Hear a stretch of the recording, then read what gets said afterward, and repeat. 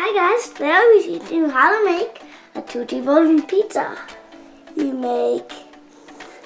Normally just make a pizza, make little curvy lines over here.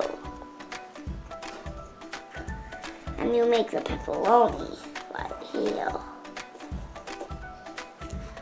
And the colors you're gonna need, first of all, is red for the pepperoni.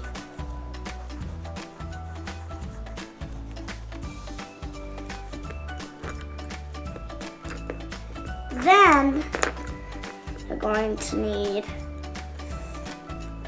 a lightish brown that looks like this.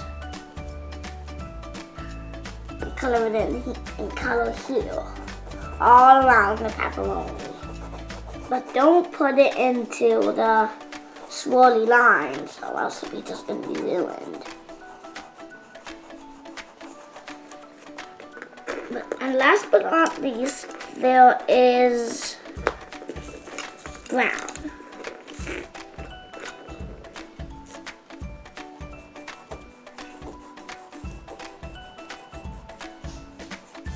And there you have it, a Tootie version pizza.